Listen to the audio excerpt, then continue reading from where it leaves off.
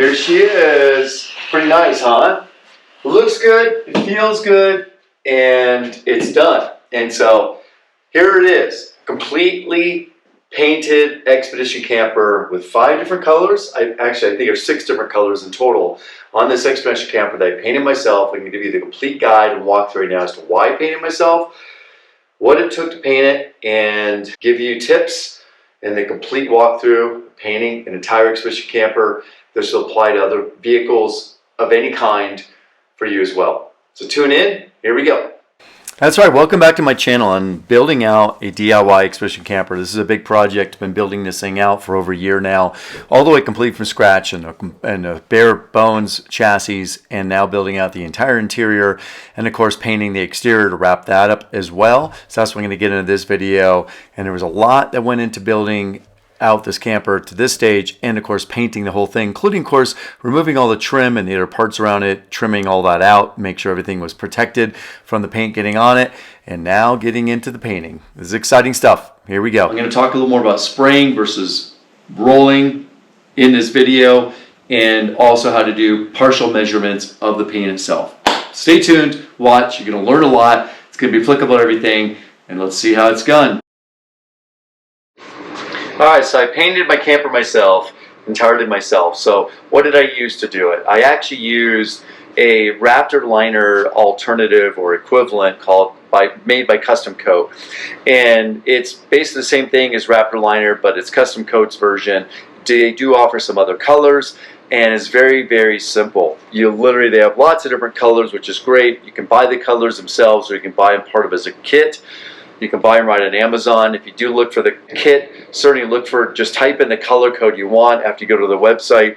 They provide some really good, simple directions, and it's super easy to work with. You do not even really need to mix it or anything. You literally take a bottle of paint, you take a bottle of hardener, already all pre-sized, and a bottle of the tint, and you literally mix them together in a bottle of paint. You shake it up, as you're going to see in my video here, and that's it. And then you go and you insert the sprayer into that bottle and you spray. When you're done, you unscrew the bottle and you toss it away. And so it's simple, it's clean, you're not pouring it, mixing it, you have to clean out whatever it is you're doing. The kits even come with the guns themselves. I even have some extras, but it's a nice little kit. It's even got a nice little regulator in it. You definitely want to put in some kind of a little added filter. I'd added a little water filter, a particulate filter. That helps in case you're keeping water out of it. And you also really want to make sure your air compressor, you have a good quality air compressor. It doesn't need to be huge, but it needs to be able to keep up, or you can have enough storage capacity, I mean extra tanks or plumbing and so forth to help keep up. And I did have a problem. My air compressor died when I was doing this, and it caused me problems I didn't recognize. I thought I had the pressure wrong.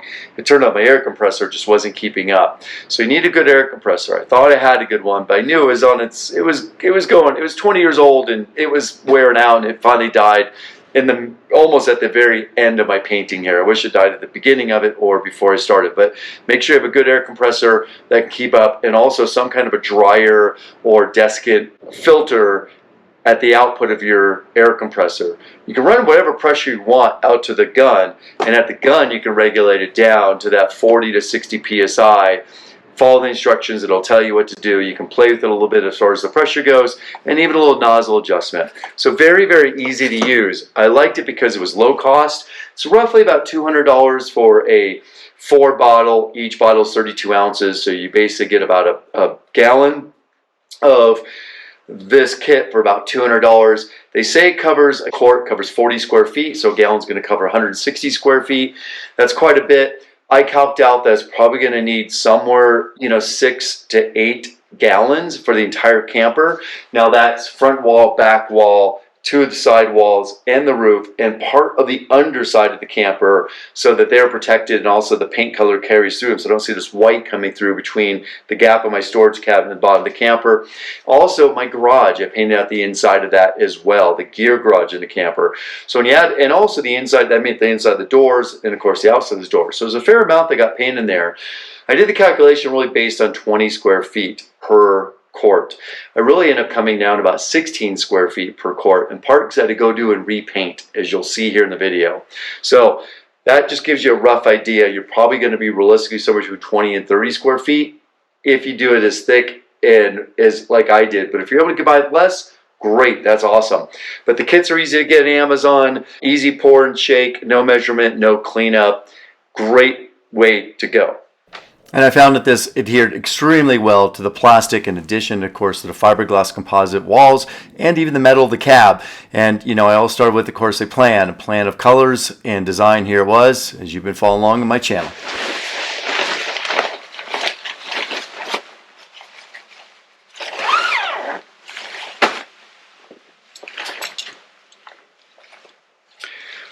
Got my gun assembled, got my Tyvek suit, I've got my respirator with organic filters, glasses, gloves.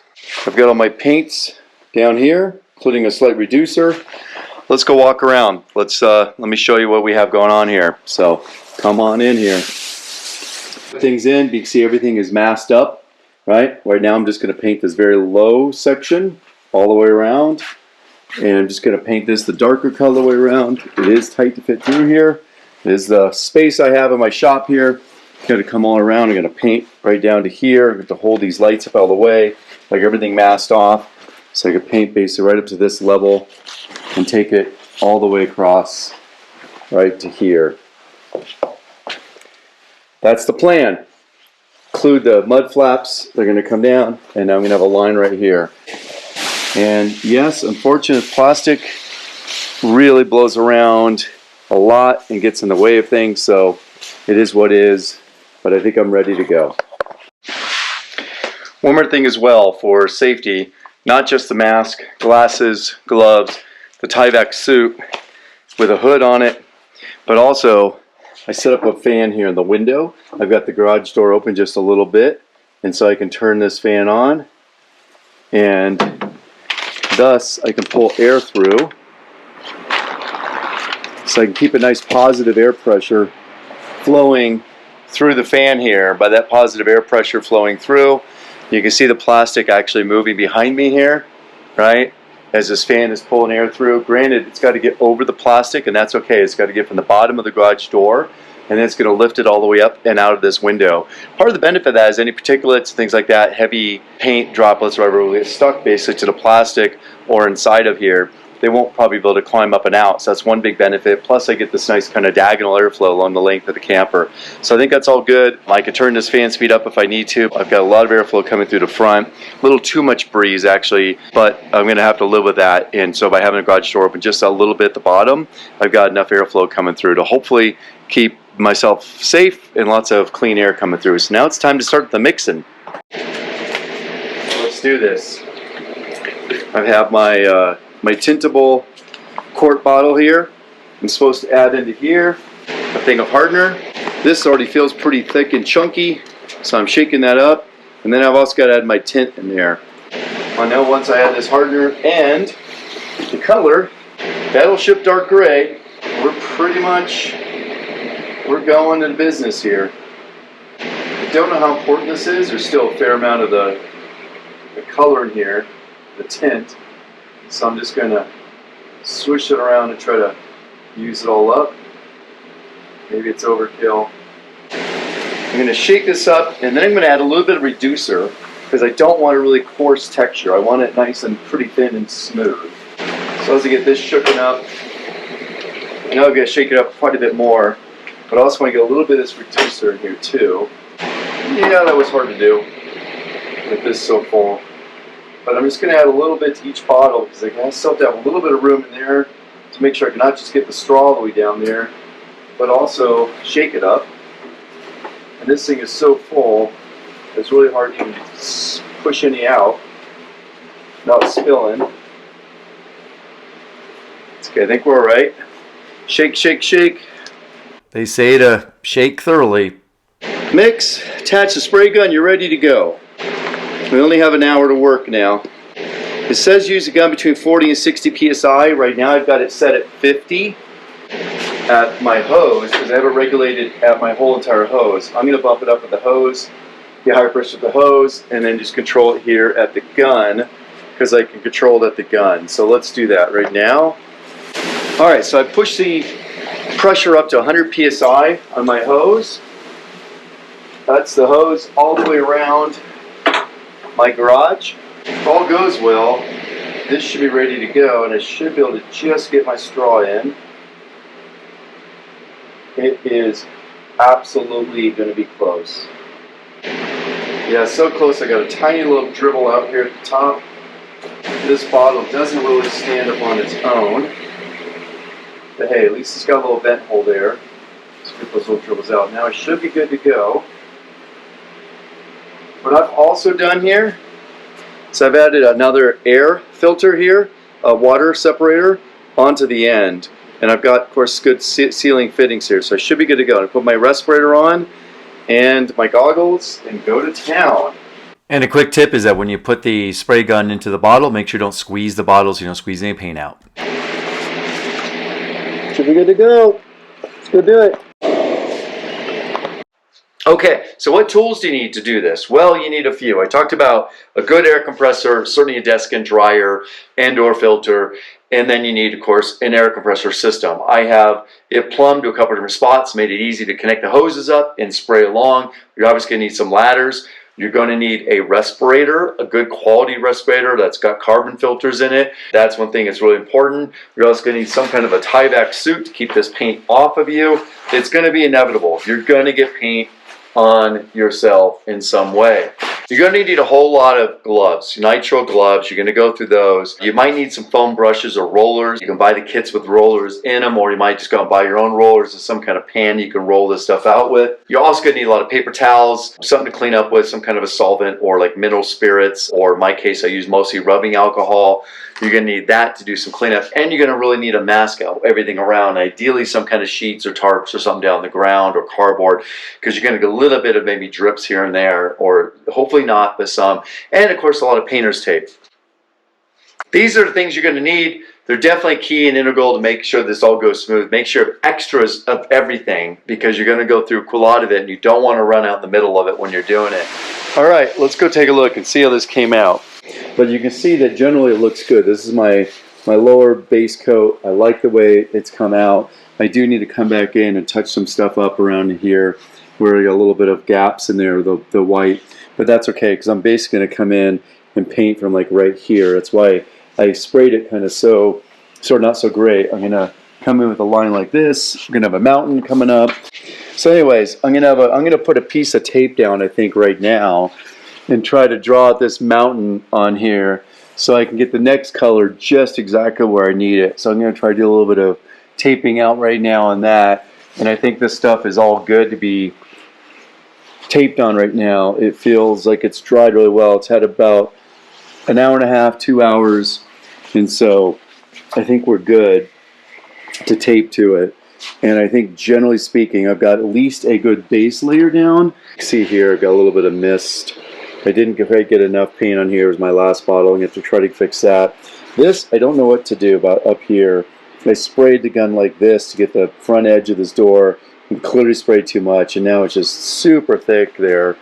I don't know what I'm doing. I may just let it dry and then sand it down and come back in again. So we'll see what I'm going to do about that. Overall, it's good. It's not great. It's my very first paint job on any vehicle. Still a lot to do, a lot, but I'm gonna tape this off and see what I can do to get these next colors down. Hopefully they'll go better now they've been through my first coat, then hopefully go better. Maybe the darker colors, I think maybe hopefully they won't look as bad when they're not done right versus lighter colors, and so hopefully that's right, and if not, I'll find out. Anyways, time to start taping it out. Let's get this next mountain down. Okay, here's a little bit of a challenge I have. You can see light gray. Yep. And you can see that number there. CUS BLT93Z. Light gray 36375. Alright. And look at the same thing, same numbers, but look at the color difference. Quite a bit different. This is after I've shaken them already significantly.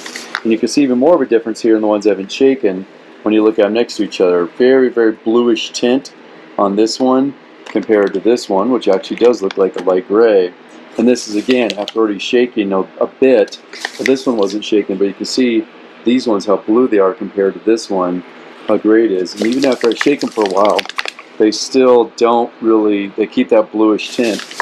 And so I'm going to have to kind of figure that out, like what is the issue here. And then some of them, like this one, you can see it just looks kind of crappy and maybe only part full.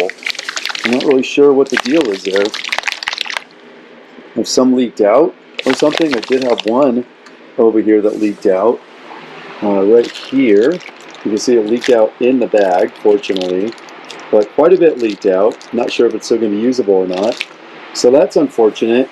And in this box here that also I got from the manufacturer, you can see there was some leakage of some of the hardener that leaked out. So I've got to figure out if there's enough of that hardener still to use or not. So yeah, a little bit of a bummer that some of this is leaked out. Clearly they're not getting... All the colors in the hardener did seem to work out just fine. I'll go into this in more detail shortly. And I also sprayed this on plastic and it adhered just great. It's going to be time to remove this section and the corresponding section over here, balance it out. That turned out all right. A little bit of cleanup. This countersinking tool should do a good job of that. I was afraid of that. I need to flip it. And this here is the plastic grill, and this is a really great demonstration of me painting this plastic, how well it adheres, because even after scraping it and cutting through it, it doesn't peel or chip away in any way. And then I went ahead and just sprayed back over it, and it went really great. That's all right. Once I paint that, that's going to look great. Let's move on to the other one over here. Yeah. Yep, that's pretty good. Okay, that's good. That one's good. Awesome. Now I just got to clean up my mess and get this repainted here. Make sure it's pretty clean, smooth. That is. This one is too. That is great. Look at that. It just increased the vent space into here. If we just had up each one of these holes, right, from 4 to 6, that's over. It's a 50% improvement. But these are bigger holes than these two, than this one. So the average of those two. So yeah, it's good. Anybody want a Cantor badge? Anyone? Probably not. Especially now it's been gray painted. Look at this bad boy. It is all masked up, taped up. Trying to create some good clean lines everywhere I can. Cover things up where I can as much as I can. Sometimes this tape doesn't stick really well to plastics, but I've cleaned them all up beforehand to make sure I've got as good of a adhesion as I can. I've got a little more cleanup to do in here. But you can see I've got this well protected all the way down so any overspray I have doesn't get in the parts below that I've already painted. Right, and including, like, you know, door handles and the L-track down the side for the awning mount, and then this plastic draped over here because I already have these 2 colors painted on here, and I don't want to. Well, really, I have 4 colors. I have a color here, this big color, this color, and that color. I want to make sure I don't over spray them.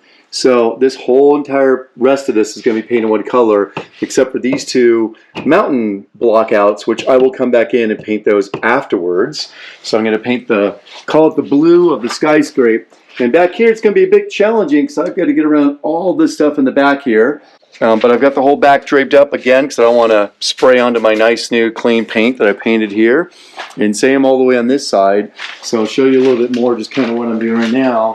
Is taking a little more of this plastic drape to drape it now below here, and you can see what I've done is I follow this line of where I painted before. Maybe really hard to see there, but I follow this line before. I really make sure that this tape is really pressed down well, and so that I have a good adhesion here. I'm not going to have drip or spray through, hopefully, and I follow that line all the way around so I can keep this cut line right in the middle of this depression here on the sheet metal, and then I'm going to drape some more of this plastic all the way over this section here, so I make sure I don't get any overspray into this section. You can see I have a tiny little bit down here from before, so I have a tiny bit of cleanup there, and that's because this tape sometimes peels away ever so slightly, so I make sure I don't get that happening again, so I don't have to come back over and to minimize how much I have to come back over and paint. And then of course I will, once I get this all painted up, the cab, I will come back over and fold the cab forward and paint this whole front wall. But by then I should have both the side walls completely painted and the back wall. So we're getting there. Yes, indeed, we're getting there. Really all I have is this one main color left. It's going to be a lot of it. Going to do it all, try to do it all in one fell swoop. Tomorrow and then finish painting out the 2 additional mountains after that dries. And so that way I can mask over and get it dried, and then I'll come back over and just do any little bit of cleanups I have to do, like with a roller or a brush. I do have to do a little bit of around the garage doors and around the entry door on the other side and around the windows. I'm gonna have to paint kind of inside those frames. So this should go pretty well. I'm getting there, you know, definitely getting prepared and ready for the big paint tomorrow. Let's hope my air compressor and I can keep up. I'm going to try to start early so that way I can beat the heat, because it's starting to get warm and I want to do it when it's ready to cool up, because I've got to wear that Tyvek suit and gloves and of course a respirator on, so it gets pretty hot. And I'll have the fan going so I can get ventilation pulling through here. The garage door open at least part way, so I can pull ventilation through the opening of the garage door all the way out through the back window there. So I get this nice draft all the way going through to remove those fumes. And that way I minimize, you know, the fumes on me and also the safety of it, and also trying to keep some like coolness. This paint does do well. I think the best application temperature is right around 68, somewhere between like 60 and 80. The key thing I have to do is really maintain the pressure on my air compressor so I can keep a smooth finish. This is a little bit coarser than I want, and down here is able to get a much smoother finish because my compressor was at a bit higher pressure, and the air compressor I have has a hard time keeping up. I can probably finish up each wall in about an hour, and that means 2 hours for the 2 walls.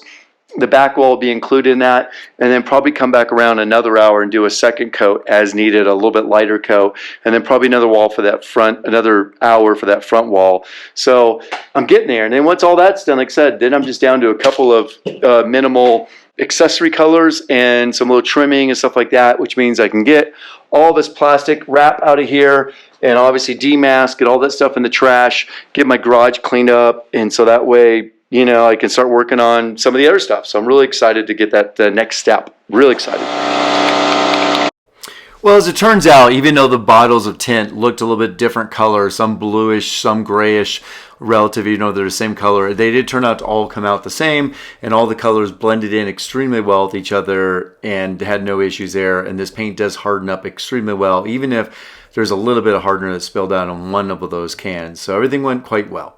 Here it is, 4:30 in the morning. Fans running, start to cool off the garage, get some ventilation. Mixing my 2 paint colors here. My paint color. I can add a little bit of thinner, shake this up a little bit, get a little more residual color in here.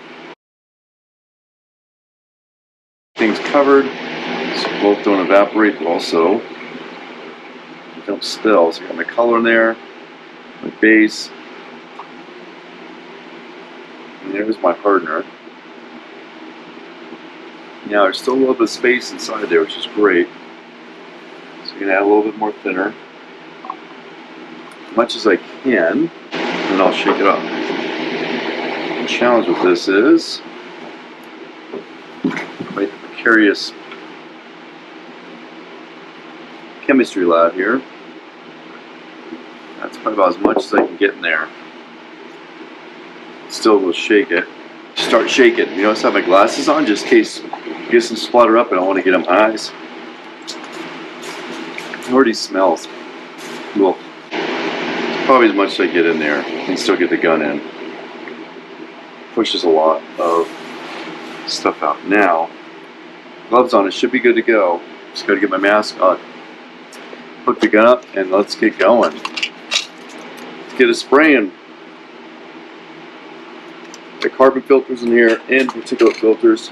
Yeah, it's a little bit of process each time you go ahead and get suited back up, and so you want to try to do this as minimal times as needed, and that is to get in that suit and get everything ready. But you still got to get the gun and everything in each bottle, make sure each bottle is shaken up each time you go and spray it and prepared just beforehand. And so there's just a bit of effort and time to do all this, and all that takes a little more time than just going in and spraying. So if you can have a helper who can also prepare some of those bottles and everything, then you can keep moving along a little bit faster.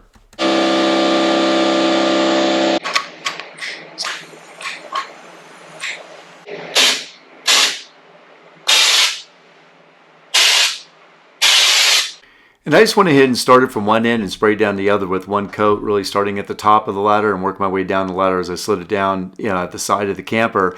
And I went for the very light coat initially, in part because my air compressor couldn't really keep up with doing a whole lot more. And so I gave it as much breaks as possible between the sprays, and then came back in with a much more thicker, I guess you could say, second coat. And eventually you had to come in with a third coat because of that air compressor dying. But overall, this is what the process looks like. It only takes about an hour for it to dry, but I found it even really feels dry to the touch in about 15 minutes, and I went ahead and started spraying even a second coat on in as little as about 15 to 30 minutes, and that seemed to be just fine. I tried this color out as a prime, don't like it. I have to spray underneath here. Just try to create a little bit of base coat. That's it, try to use some of this up. It's a lot of paint I have to waste, just because I don't like the color. Yeah, and it's hard to tell exactly what the color is going to look like from just looking at the computer screen. And so I went ahead and bought several different colors, small quantities of just the tints, and then went ahead and tried them out. And then I had kept a little chart of what colors I used and where they were, so I keep track of it. And yeah, I did end up going through a fair amount of paint, and there's all the different colors. So it's just part of the process. And just going to want to warn you, if you do go and buy some colors, if you buy one color, it's great, makes it really simple. But you may have to try a couple different colors out before you decide on what your final color you actually like. And you do want to peel this tape away within about an hour or two of the paint being sprayed. This tape here in the back, I didn't peel away until probably the next day in this case, and it was really, the paint completely hardens up, and it hardens up on even the tape, and it makes it really hard to pull the tape off. It's hard. So you want to try to pull that tape off ideally within the first hour or two after spraying it. Or even sooner, and just make sure you keep your gloves on and stuff, so if there's a little bit of wetness on it, but that way it comes off a lot easier than it will a day or two later. My camper, after painting it, let's see how she looks. Got a little bit of a problem.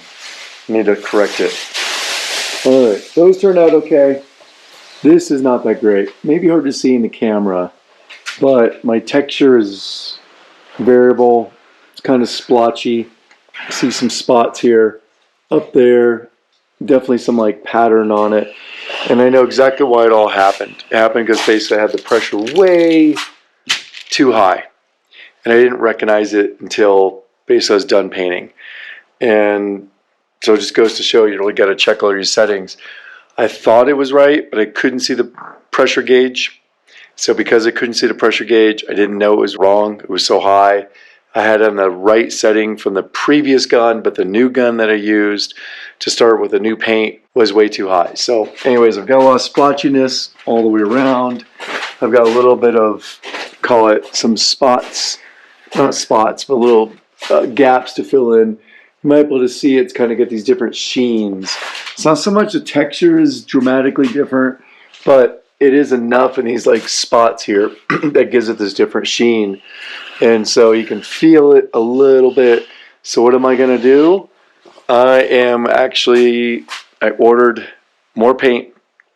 I'm going to go back, even though I had just the right quantity, which sucks. So it's another $250 or so in paint. Order a whole nother set of 4. I'm going to go back over the whole thing and do a really light coat over all this. Once I got the texture, pressure, and all that stuff right, and just try to do a really light coating all the way over, try to smooth it all out. And I'm hoping that it'll turn out better and I can prove it. So that's the plan. Hoping it works. Once I get that and get the lower portion, the black, get that on, I can start getting everything else put back together and get this whole big mess in here cleaned up. So got a lot to do. I'm bummed about it. Bummed to have to redo it. I was hoping I'd be done. I can move on. But, you know, it just goes to show sometimes you really got to slow down, pay attention, and make sure you get it right the first time. It's 5 o'clock in the morning on a Saturday, and I am now going to have to essentially repaint the entire body. I'm not happy about it. The main color of the entire camper and cab. There's some little spots that I do have to repaint anyways, so I've got to cover those anyways. So I've got to kind of do a little bit of touch up. Could have done that just fine with the brush. Now I got to go back over with the entire spray gun and repaint again my color. So I'm all set up here with my color, my paint, my reducer, obviously the hardener, a new fresh gun with the filter on it. The gauge I'm going to make sure I look at so I do not overspray. a nozzle that's been already cranked out somewhat to help reduce it, to give it a flatter texture. I'm gonna have to play with that a little bit. Obviously, I have more of these if I need more. And now I got to get suited up, my Tyvek suit. Turn on my ventilation fan in the window to bring some air through. Open the garage door just a little bit to get that air through here, and start spraying away. And a method to hopefully make this as easy as possible, so I can get this done quickly, efficiently, and hopefully for the last time.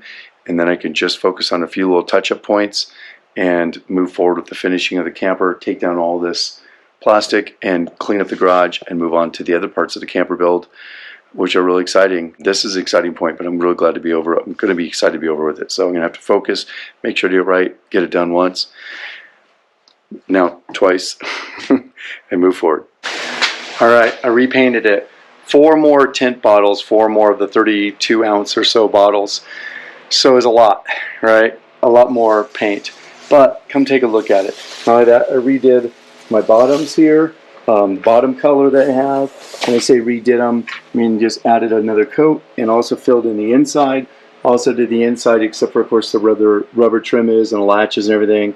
We've got a little more obviously stuff to peel off, but here it is, way better. I know it's probably hard to tell inside under artificial light and all that, but it is so much better. And then I've also, these are still wet, but I've got the bottom trim into the inside. The whole inside the door is going to be painted white or light gray, to be determined. But I've got this door trim at least up to this color. Then I've got to come back in and do the other color here. The back wall is all done, which means I can now get the bumper box on, which is really awesome. And this whole thing is just looking much better. And I got, well, obviously one more color to do here. A little bit of just tiny touch points here and there, but overall just looking way better. I'm so stoked that I redid it. Also, I went ahead and while I redid it, I did the inside here of the door frame, and not just the inside up to the door seal, but also the outside in this color. Obviously still this lower color to do, but the outside's been done all the way even across the top. And you can see I just cut it basically right at the edge here so the inside stays white. So got the same thing going on over here with the door trim and the rubber trim. Got the lower color to have to do once I pull this masking off, but did get the mid color, I should say. Got the lower color here all done and just a little more masking to pull off. So I'm really stoked I redid it. It's a big improvement.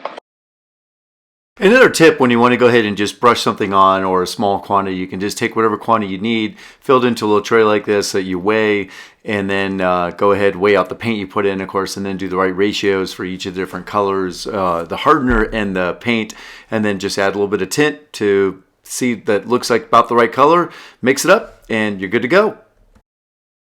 Here we go, donning the Tyvek suit once again. I'm very excited about this because, A, it's pretty hot and sweaty inside this thing. So I got the fan going for both ventilation and for cooler air. The 3 doors open to let some air in. You can see this thing doesn't really fit us taller people. Nice big hole in the crotch here. It's not really meant to keep fumes out, it's meant to really cover up you and your clothing to make sure you don't get this paint on you, because when you do, it's not really removable. It's incredibly adhesive. And so it sticks on. It sticks on very well. But the good news is I don't need a hood because I'm not spraying. I'm just going to be rolling out the ceiling today. And that was always intended to give the ceiling a little bit extra protection. It's going to be in a bright white, so it'll get a little bit higher reflectivity, and particularly because the ceiling had a little bit of overspray on it from when painting up the walls and then down the walls, of course, trying to get over the caps there, make sure I've got all the caps covered. I didn't want to paint the ceiling just all the way over the caps. Of course, there's going to be a little bit of spray over onto the ceiling. So I'm going to paint the whole ceiling nice and white and roll it out so I get a nice textured finish. That way it's also got some extra grip for when walking around up there, which undoubtedly is going to happen, right? Both for viewing, hanging out, and watching a sunset. You can also go up there and clean off the solar panels and things like that, right? This will help do that. So I'm going to pre-mix up my bottle right now, shake it all up. I've got my roller pan, everything all set up. I'm going to go ahead and take that up there before I mix this up, and then put my ventilator on, go up there, pour the paint out of the can, that way I don't spill it on the way up, into the paint roller tin up on the ceiling because it's going to be a tight space. I only have about 3 feet at most of vertical height really to work with up there. It's really more like about 2.5. And so it's really tight compressed. So I basically have to roll around up there or lay around. I can start from the back and move my way forward. That makes most sense. So I'm going to basically step on and off in the front here. That'll be safest, and hopefully that way too I'm always moving from basically hands back so I don't get paint on my shoes and things, so as I step off it'll protract that around. So a little bit of a, just that process there.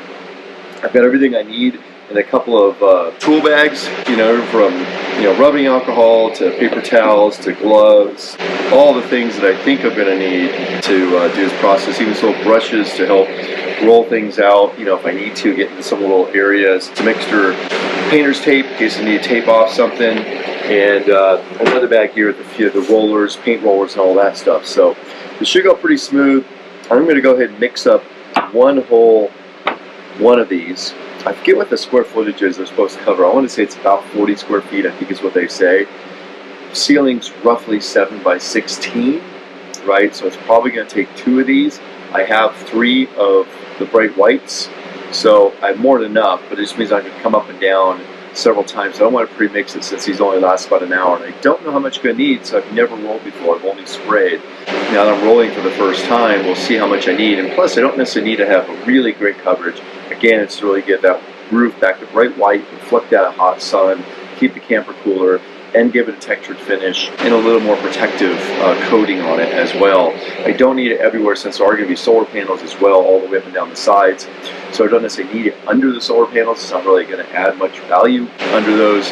Nonetheless, I'm going to try to take it all the way up to the 4 sides of that whole entire plane of the roof, as well as I can up to those 4 sides there. So I probably will go through at least 2 of these. And once I mix them with the color, I have to go use them all up. So we'll see how this goes. I'll kind of have to evaluate once I get through the first bottle and see just how much I'm using. Hopefully I'm not using 3, but if it is what it is, if that's what it is, just because I'm only getting down on my paint here and I don't want to keep buying more of this stuff. So here we go. Let's go do this. And just a few tips for rolling on. I would not recommend rolling this on for a big area, but for a small area or a compact space, rolling it on is certainly just fine relative to spraying it. Spraying it just goes a lot quicker and easier and more uniformly. But this worked out great for the ceiling, and it allowed me to kind of work around all the different things up there, the skylights and the mounts for the solar panels and all that kind of stuff. I did try out 2 different kinds of rollers, and I'll go into a little bit of a detail on those and how that worked out. You can see initially here, the first one I used did not work out well, and I went back over it to smooth it back out, which of course, fortunately, that worked out just fine to smooth it back out. This overall is pretty simple, pretty easy to do. It does splatter a little bit using a roller, so you just have to go a little bit light and easy and just apply it down. Was able to put a little bit of a texture down the middle, but just going with a little bit thicker nap or just even a little bit thicker paint or just simply not pushing as hard, and that gave a little more texture. But I didn't want too much texture on the roof because I want to make sure that it's clean. It doesn't collect dirt or water and stuff like that, that it does actually allow it to shut off and that dirt to come off as well. And I had just a little bit of residual paint left. I went ahead and just used it as a little bit of a touch-up paint for some of these other areas. Okay, got my mixed paint. I'm ready to go. Got my glasses because I'm spraying, just rolling. Let's roll with it. Let's go up there and roll this out. Let's hope it goes well.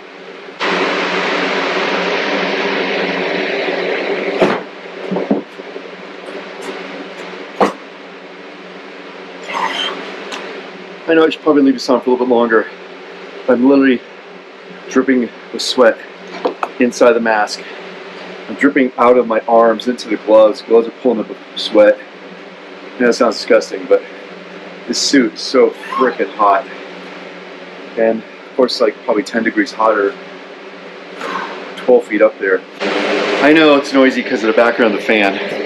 For that, I apologize. And just want you to be clear. Painting stuff's really tough, not only the fumes right now I'm breathing in, I probably should have a mask on for, but I'm so sweaty and the mask is all covered in sweat.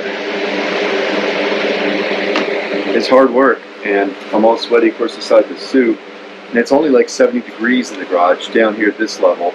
Up there it's probably 85, and I'm working, and I'm in a very tight space. So anyways, and it's tough. The rolling thing, I'll give you my quick assessment.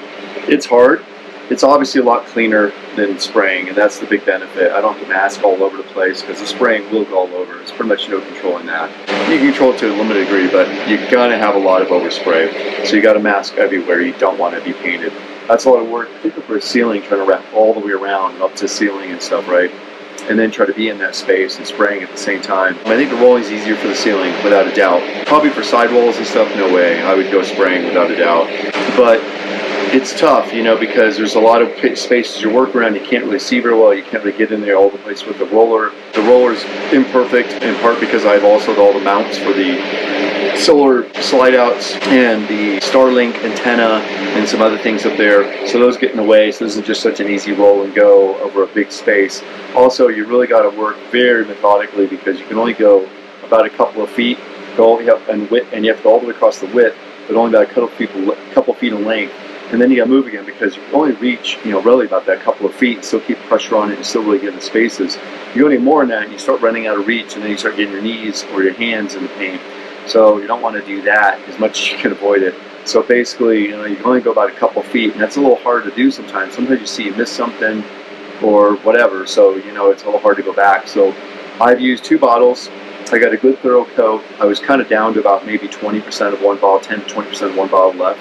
At the end, I was just kind of filling up little spots and stuff, so probably a little bit of waste. I can go back in with the 3rd bottle and do a very light overcoat. It's going to be hard with the 3rd bottle to do it's going to be hard to do just a very light coat of the whole space. It goes on really thick with these rollers. And I may just have to get a different paint roller. This is what I started out with. Did not work well. It comes on so damn thick. It's just like big bubbles, like blobby, like 3/8 inch tall bubbles. That's not going to work. Boy, what a pain in the ass it's going to be to keep clean and all that stuff. And yeah, put a chair down up there and keep it level or whatever, you know. So this was too thick, did not work. These, they kind of fell apart of me a little bit. This nap does come undone. You know, a little bit of hairs here and there come off and get in the paint, even though it's supposed to not do that. And it takes on too much paint. And so it ends up going on really thick initially, and then you just don't get the spread you want, right, over the distance. So I'm not sure this is also the best tool for this. This is a 3/8 inch nap. So I think probably something less than this, 1/4 inch nap or something like that, maybe better, a smoother roller. I'm going to take this, put it in the trash. Like I said, did not think those worked well. These are the shaker balls. I let it go, it's slipping. They're basically like little ceramic beads or something that come out of the bottles. Pour the bottle out into the pan, and of course it's going to get in the tray. So then and then it gets in your roller, and then you're rolling, you get this ball in there in the nap, and so you got to pick that out. And there's some of that nap, speaking of the roller. You see, not so great that comes off. That's bad. Granted, there's not a lot of it that comes off, but nonetheless, some. These foam brushes, by the way, this stuff kind of suck. They do. They generally suck. They just fall apart. They're too flimsy. Look at, there's so much floppiness on the end there. The stick inside just doesn't go far enough in. There's not a structure support. There's a lot of foam and not a lot of structure, and not enough structure. Too much foam to structure, and they just flimsy, get fall apart, and then they break up. And like it's hard to really use them because they're just so damn flimsy. At least with this paint, which is thick and sticky. And I think those two things don't work well with these foam brushes. So it's probably better just to use a hairbrush. I don't have any good hairbrushes, but I think that would be the better thing to do with this stuff. And so there's my recommendation to you. Yeah, it's been a very productive painting morning. These are the amount of bottles that I went through today. Let's count them out. 1, 2, 3, 4, 5, 6, 7, 8, 9, 10. 10 bottles. There's actually one, like half of another, so it's almost 11. Wow, that was a lot. Look at that, all of this.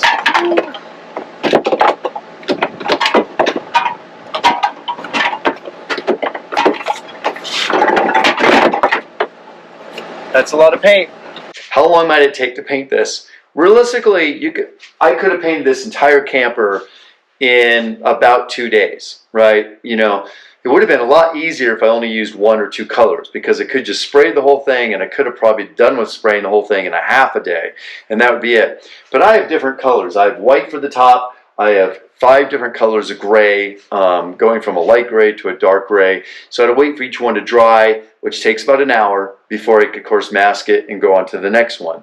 Speaking of mask tape, you want to pull it off also before it really dries. So it took me about 2 days, but also I spent probably about 2 solid days taking off all the different trim, this brush guard that's on here, the headlights, all the plastic parts, all those things, you know, door handles, whatever you can take off, and masking everywhere around. This paint will stick to everything. It'll stick to plastic, it'll stick to metal, and so it's great. These right here in the front, this is plastic. It is painted. It sticks incredibly well to it. It's great. You do need a prep. You need to prep all the materials, cleaning them thoroughly, and even sanding them down. Follow the instructions that the manufacturer provides. I did a light sand all the way down before I cleaned it multiple times, and then masked it, and then went in and painted it. Everything adhered incredibly well. I was surprised how well it did adhere. So I think it's going to hold up incredibly well over time. Okay, you're going to ask yourself, like, why did I paint the camper myself? And really it came down to a few things. One, I got to entirely choose the color I wanted. It cost me significantly less money, even though it took some time and effort to do it. But really, ultimately, I got also the exact result I did. So let's talk a little bit about that.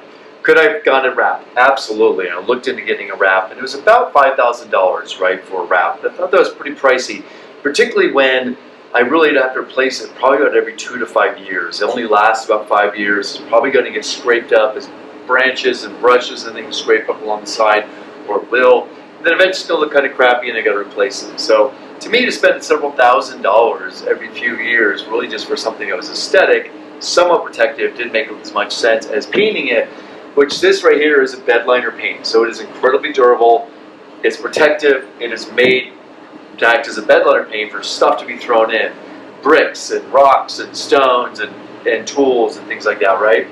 And so it definitely adds durability. It's a polyurethane base, which is, you know, very adhesive and applicable to the camper itself. It's all the glues and so forth I've used, and adhesive sealants to hold the entire camper together, all polyurethane base as well.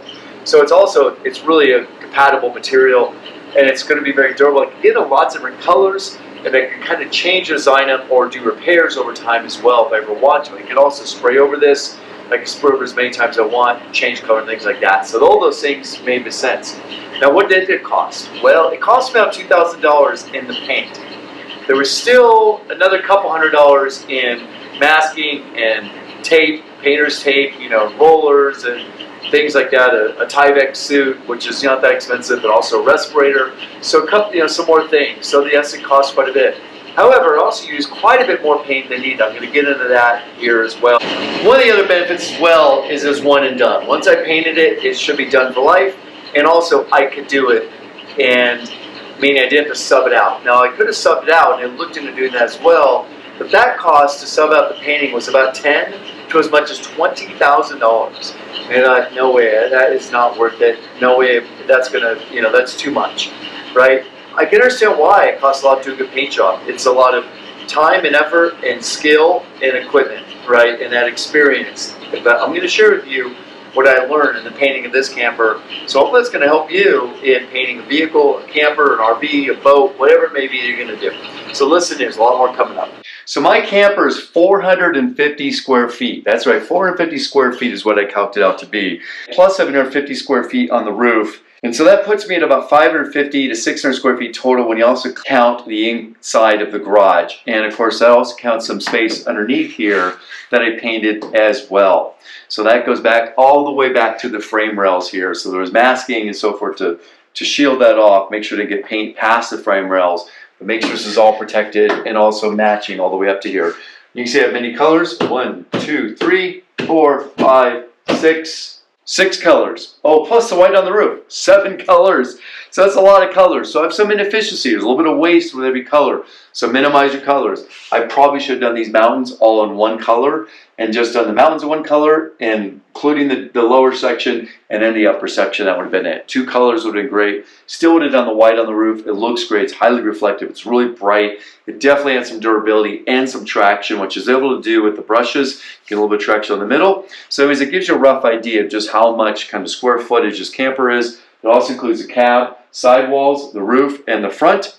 And so hence why I used so many gallons, 9 gallons entirely. It's a lot, right? No doubt about it. It's about 17 square feet per quart. So that's what I used. But I had to go back in and respray the whole camper. That's 4 extra quarts right there, 1 whole extra gallon right there, because my compressor died and this did not come out so great. I estimated about $1,500. I spent about $2,000 on the paint itself. Like I said, probably another couple $100 on the materials. So quite frankly, pretty reasonable. It's not easy and it's hard work, but you get a lot of satisfaction once you get it done. Oh yeah, one other tip. Not just have a good space, even bigger than my space is, but also have good ventilation and really good lighting. It's hard to see once you get everything masked up and that masking starts getting paint sprayed on it. It starts getting really dim in here and it's hard to really see really well. So you want ideally a really brightly lit space. So I hope you gain a lot from watching this, and it'll help you with any kind of planning for painting of your own camper or other type of vehicle. And certainly thanks for watching and subscribing to my Expedition Camper Build Series. This is now video number 104, and we got a lot more coming up, a lot of cool stuff coming. So it's starting to get done and get ready to turn into being used for travels. So thanks for watching, subscribing, and sharing with others.